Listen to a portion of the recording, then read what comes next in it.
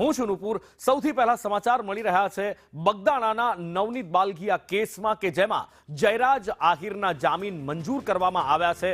કોર્ટે જયરાજ આહિર સહિત 5ના જામીન મંજૂર કર્યા છે અને તમામ 14 આરોપીઓ શરતી જામીન પર મુક્ત થયા છે। મહુવા કોર્ટમાં ગઈકાલે જામીન અરજી પર સુનાવણી થઈ હતી અને આજે જામીન મંજૂર કરવામાં આવ્યા છે। બહુચર્ચિત આ બગદાણા કેસ રહ્યો છે જેમાં નવનીત બાલગીયાને માર મારવા મુદ્દે કોળી સમાજમાં રોષ પ્રવર્તી ઉઠ્યો હતો અને એ પછી ન્યાયની માંગણી કરવામાં આવી હતી। પોલીસ અધિકારીઓની બદલી સુધીના દોર ચાલ્યા હતા અને એ પછી જયરાજ આહિરની ધરપકડ કરવામાં આવી હતી। એ પછી પણ આ વિવાદ શમ્યો નહોતો। જેલમાં વીવીઆઈપી ટ્રીટમેન્ટના પણ આરોપ લાગ્યા હતા, પણ આ બધા વચ્ચે જ્યારે મામલો કોર્ટમાં પહોંચ્યો તો જામીન મંજૂર કરવામાં આવ્યા છે। વધુ માહિતી સાથે મયુર દવે મારી સાથે લાઈવ જોડાયા છે। જી મયુર।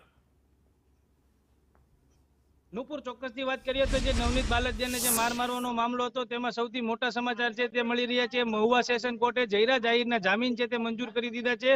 14 દિવસ બાદ જયરાજ આહિરની છે તે જેલમાંથી મુક્તિ થવા જઈ રહી છે, ત્યારે કહી શકાય કે સમગ્ર મામલો જે હતો તે 29 ડિસેમ્બરના રોજ બન્યો હતો, જ્યાં નવનીત બાલદિયાને જે બગદાણાના પૂર્વ સરપંચ છે તેને માર મારવામાં આવ્યો હતો અને આ માર મારવામાં 8 જેટલા આરોપીઓની ધરપકડ કરવામાં આવી હતી। ત્યારબાદ કોળી સમાજનો જે રોષ જોવા મળ્યો હતો ને રોષ જોવાને લઈને કહી શકાય કે ભાવનગર રેન્જ આઈજી દ્વારા એક એસઆઈટીની રચના કરવામાં આઈટીની રચનામાં 24 જાન્યુઆરીએ જયરાજ આહિરને બીજી વખત સમન્સ પાઠવીને બોલાવવામાં આવ્યો હતો અને જ્યાં તેની ધરપકડ કરવામાં આવી હતી। એટલે કહી શકાય કે 14 દિવસ બાદ જે જયરાજ આહિર છે તેની જામીન ઉપર મુક્ત થયો જઈ રહ્યા છે। ત્યારે કહી શકાય કે જે રીતે આ કેસમાં જે માર મારવામાં આવ્યો હતો તે નવનીત બાલદિયા છે તેમણે પણ એવું કહ્યું છે કે અમે આજે ચુકાદો છે તેને હાઈકોર્ટમાં પડકારવાના છીએ। એટલે કહી શકાય કે જે રીતે જયરાજ આહિરની 14 દિવસ બાદ જેલ મુક્તિ થઈ છે ત્યારે માયાભાઈના સમર્થકોમાં પણ હાલ અત્યારે ખુશીનો માહોલ છે તે જોવા મળી રહ્યો છે। નુપુર, મયુર, માહિતી બદલ આભાર।